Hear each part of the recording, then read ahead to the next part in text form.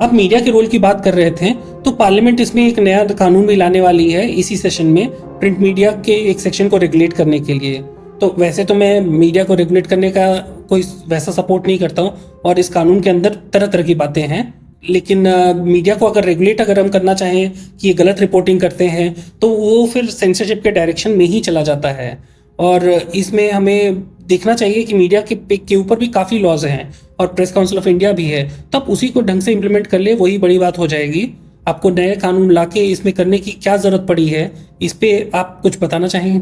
जी बिल्कुल, मुझे लगता है कि ये जो ज़रूरत आ रही है मीडिया को रेगुलेट करने की, ये आ रही है मैन्युफैक्चर्ड कंसेंट के कारण।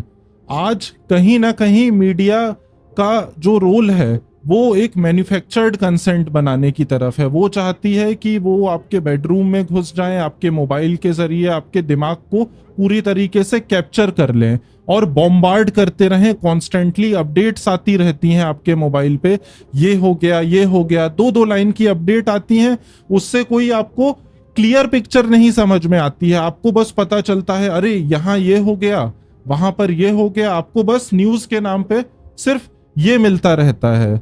सो मुझे लगता है ये बहुत ही गलत तरीका है, and that is why I think कहीं ना कहीं रेगुलेट करने की जरूरत है। I slightly disagree with your point of view here. अगर रेगुलेट नहीं करेंगे तो जो बहुत ही खराब एलिमेंट्स हैं हमारे मीडिया में वो पूरी तरीके से हावी हो जाएंगे, क्योंकि आज कॉर्पोरेटाइजेशन भी मीडिया का बहुत जबरदस्त तरीके से हो चुका है, और कहीं ना कहीं कुछ वेस्टेड इंटरेस्ट्स हैं जिनको ज्यादा फर्दर करने की कोशिश करी जाती है समय समय पर, और वह वेस्टेड इंटरेस्ट्स कुछ लोगों के हैं और वो अलग अलग तरीके से हमें प्रेजेंट करा जाता है। हमें को भी एक तरीके से नहीं दिखाया जाता है। इसमें मीडिया भी बहुत चतुराई से काम करती है। वो हमें सीधे सीधे नहीं बताएगी, वो इनडायरेक्टली हमारे दिमाग को इन्फ्लुएंस करने की कोशिश करेगी। तो इस पे क्या हमारे रीडर्स को आप कुछ एडवाइस देना चाहेंगे सौरभ? जी, ऑडियंस को, सॉरी। हाँ, ऑडियंस को मैं ये कहना चाहूँगा बड़ी विनम्रता से कि आपके पास इतने सारे चैनल्स हैं, आप मत देखिए।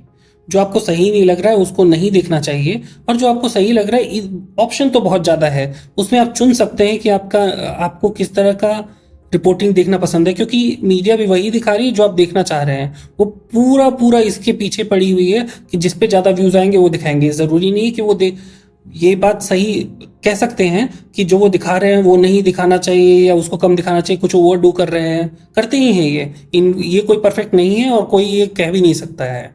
लेकिन वो अपना काम कर रहे हैं, उनको जो भी अपना freedom of speech and expression में जो दिखाना है दिखा रहे हैं, जैसे हम और आप कर रहे हैं, उसी तरह से बाकी भी दिखा रहे हैं। तो कई नेगेटिव कंटेंट भी है, पॉजिटिव कंटेंट भी है, आप उसमें से चूज कीजिए। और बहुत ज़्यादा नेगेटिव कंटेंट देखने की ज़रूरत भी नहीं है। थोड़ा भी आप अगर ध्यान देंगे, अपना दिमाग लगाएंगे, तो पता चल जाएगा कि ये आपको किस चैनल पे किस तरह की चीज़ें दिखाई जाती हैं। तो आप उस हिसाब से अपनी कंजम्पशन को आप क्यूरेट कर सकते हैं। और जैसे कि आप कह रहे हैं कि एक तरह का न्यूज़ दिखाती है, तो पेड जर्नलिज्म की भी कुरीतियाँ हैं, उनको भी दूर करना चाहिए। और वो मीडिया को अकाउंटेबल बनाना वो हम ही बना सकते हैं। अगर आप गलत चीज़ देखना ही चाह रहे हैं तो वो क्यों दिखाना बंद करेगी? देखिए, अल्टीमेटली बात वहीं आ जा रही है, रेवेन्यू पे ही आ जा रही है सारी की सारी बात। तो इस पे मैं आपसे पूछना चाहूंगा कि ठीक है, फ्रीडम ऑफ प्रेस बिल्कुल रहनी चाहिए। मैं यहाँ पे आपसे काफी हद तक अग्री करता हूँ, freedom of press is extremely necessary. But does freedom of press mean that आप फाइनेंशियल लॉज भी उन पे ना अप्लाई करें, या फाइनेंशियल लॉज अप्लाई करना चाहिए उन पे? फाइनेंशियल लॉस बिल्कुल उन पे अप्लाई करना चाहिए। आप कॉर्पोरेट स्ट्रक्चर का फायदा उठा रहे हैं और उसके कारण आपको काफ़ी शील्डिंग मिल जाती है। आप पे डायरेक्ट अटैक नहीं होता, डायरेक्ट आपके पैसे पर्सनली आप पे लाइबिलिटी कम हो जाती है, लिमिटेड लाइबिलिटी रहती है। तो उसका फायदा उठा रहे हैं तो उसके कुछ कंट्रोल्स भी रहेंगे। ऐसा नहीं है, नहीं तो फिर तो वो अगर फाइनेंशियल कंट्रोल हटाने का मतलब आप उसके एक एक्सट्रीम पे जाइए तो पैसा रीड आउट करने का तरीका हो जाएगा, फिर तो मनी लॉन्ड्रिंग ही, हाँ, मनी लॉन्ड्रिंग ही हो जाएगी। और एक तरह से देखें तो कुछ नेताओं पे ये भी इल्जाम लगे हैं कि आप इनको ज्यादा रेवेन्यू देके और मीडिया को खुश रखते हैं तो आपके खिलाफ गलत खबर नहीं देती हैं। ये भी एक मुद्दा कहीं कहीं उठता रहता है।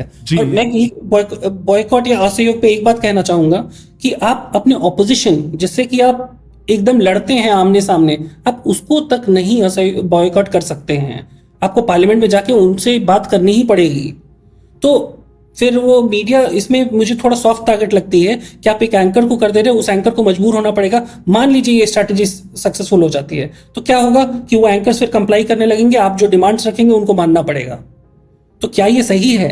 फिर तो हम जो शुरू में बात कर रहे थे कि एक तरह का नैरेटिव दिखाते हैं तो वो दूसरी तरह का नैरेटिव दिखाने लग बिल्कुल, जाएंगे। मैं तो खुद ही सबको अपनी अपनी नैरेटिव पसंद है। इसलिए मैं कहता हूं कि हमारे पास सॉल्यूशन इस तरह का रह सकता है कि अगर कुछ गलत कंटेंट आ रहा है तो आप और कंटेंट डालो, आप इतना ज्यादा बढ़ा दो कि कुछ 10 नेगेटिव कंटेंट है, 2-4 पॉजिटिव ले आओ, तो धीरे धीरे वो एवरेज आउट हो जाएगा और लोगों को थोड़ा ठीक कंटेंट मिल सकता है।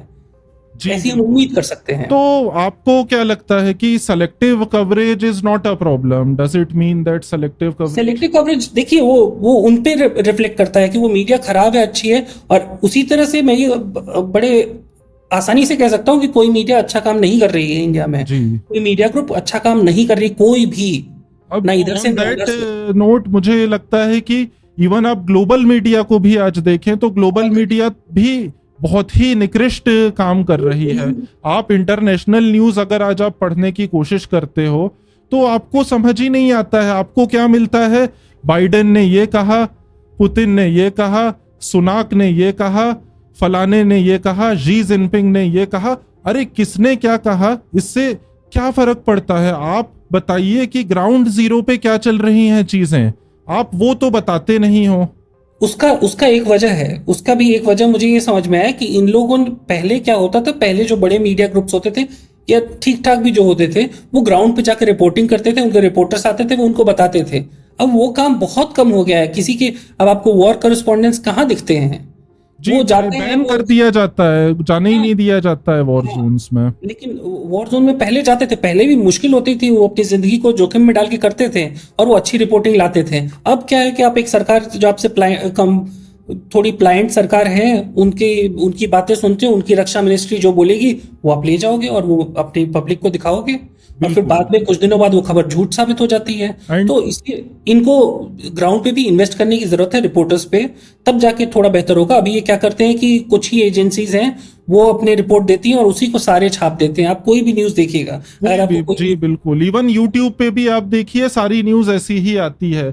एक न्यूज़पेपर की क्लिपिंग उठा ली जाती है और बस उसी को बार बार बताया जाता है कि देखिए ऐसा हो रहा है, देखिए ऐसा हो रहा है। But again coming back to the point of manufactured consent, मुझे लगता है यह इसलिए भी बहुत ज्यादा डेंजरस चीज है क्योंकि इससे लोगों की मेंटल हेल्थ बहुत ज्यादा प्रभावित हो रही है। मुझे लगता है किसी भी ग्रोइंग इकोनॉमी के लिए लाइक इंडिया मैन्युफैक्चर्ड कंसेंट बिल्कुल नहीं होनी चाहिए, क्योंकि अगर मैन्युफैक्चर्ड कंसेंट से आपकी प्रोडक्टिविटी बढ़ रही है तब तक तो बहुत अच्छी बात है, तब तक तो आपकी देश की जीडीपी भी बढ़ेगी, सारी चीजें अच्छी होगी।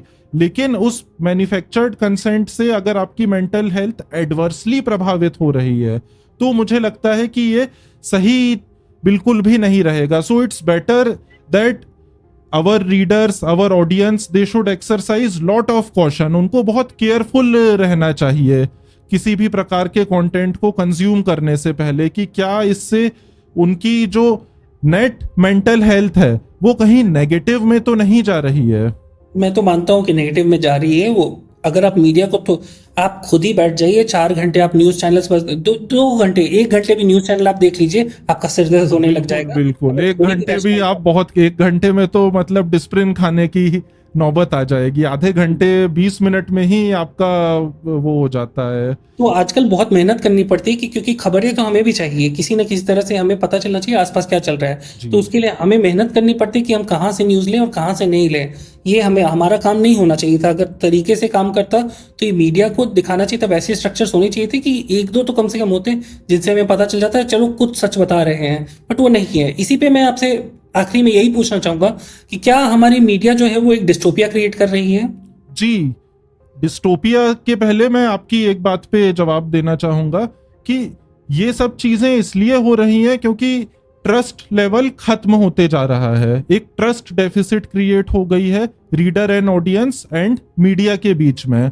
हमें समझ ही नहीं आ रहा है कि क्या सही है क्या गलत है, और ये ट्रस्ट डेफिसिट कम करना दोनों की जिम्मेदारी है। As you rightly pointed out, ये एक तरफ से नहीं, एक हाथ से ताली नहीं बज सकती है। मीडिया को तो हम जो ब्लेम कर रहे हैं वो अपनी जगह है, लेकिन as a reader, as an audience भी आपको देखना पड़ेगा, जो आपने वर्ड यूज करा था, क्यूरेट करना पड़ेगा आपको, किस तरीके का कंटेंट सूट कर रहा है, आप वही कंटेंट लीजिए। उसके अलावा बाकी कंटेंट जो आपकी लाइफ में प्रोडक्टिविटी और नेगेटिविटी को बढ़ा रहा है, प्रोडक्टिविटी कम कर रहा है, उसको बिल्कुल भी मत लीजिए। And now coming to your point of dystopia, dystopia तो मुझे लगता है इंडिया जैसी कंट्री में क्रिएट करना बहुत ही मुश्किल चीज है। हालांकि जो मीडिया का रोल है वो डिस्टोपिया की तरफ बिल्कुल जा रहा है, इसमें मुझे कोई दो मत नहीं लगता है। और जो हमारी आम जनता भी है वो भी भोली भाली है, वो सैडली उतना कॉशन नहीं एक्सरसाइज कर रही है जितना उसको करना चाहिए। धीरे धीरे लोग जाग रहे हैं, मुझे लगता है it will take time and लोग जाग जाएंगे, बिकॉज हमारे देश की 140 करोड़ पॉपुलेशन है। यहाँ आप 140 करोड़ लोगों को कोई नहीं हाँक सकता है, कोई भी एक दिशा में नहीं ले जा सकता है। बहुत सारी एस्पिरेशंस रहती हैं लोगों की, बहुत सारे पॉइंट ऑफ व्यूज रहते हैं, और कहीं ना कहीं मुझे लगता है सब अपनी अपनी जगह पे सही रहते हैं, सब अपने अपने तरीके से लाइफ जीने की कोशिश कर रहे होते हैं। सो डिस्टोपिया तो बिल्कुल भी नहीं हो गया, बट मीडिया का डिस्टोपिया जरूर हो गया है, ये मैं कहना चाहूंगा। जी बिल्कुल, उस पर आपका क्या सोचना है डिस्टोपिया के बारे में? मैं वो मीडिया के बारे में आपने जो कहा मैं उससे एग्री करता हूँ। और उनको उनको तो बहुत काम करने की ज़रूरत है, अभी बहुत बुरा हाल है उनका। खैर वो उन पे है, और बाकी व्यूअर्स पे है। व्यूअर्स किस तरह का देखना चाहेंगे, वो अगर छोड़ देंगे देखना बुरा कंटेंट तो शायद थोड़ा बेहतर दिशा में वो जाएं। परंतु देखते हैं आगे कैसा होता है। अभी तो लग रहा है कि नियर फ्यूचर में तो ऐसा ही हमें देखने मिलेगा, और तरह तरह के मुद्दे बनाए जाएंगे, तरह तरह की राजनीति होगी जो कि सही भी नहीं रहेगी सोसाइटी के लिए। अब देखिए चुनावी साल है, अब ये सब तो रहेगा ही। चुनावी साल में थोड़ा तो गरमाएगी ही राजनीति, उसमें तो हम पॉलिटिशियंस को भी ब्लेम नहीं कर सकते हैं, नहीं तो वो क्या करेंगे अगर वो इश्यूज को नहीं बनाएंगे तो उनको भी। तो बस हमारे व्यूअर्स को यही कहूँगा कि आप भी इंजॉय कीजिए, उसको इतना सीरियसली भी नहीं लिया कीजिए हर न्यूज़ को। कुछ न्यूज़ होते हैं उनको आप सोचिए, अब आराम से सोचिए कि क्या उस पर आपका रिएक्शन होना चाहिए। बाकी आप आराम से शो की तरह ही देखिए और देखते जाइए कैसा आगे समझ आता है। धन्यवाद। इसी के साथ हम ये शो को समाप्त करते हैं। आप लाइक करें, सब्सक्राइब करें और कमेंट करें। धन्यवाद।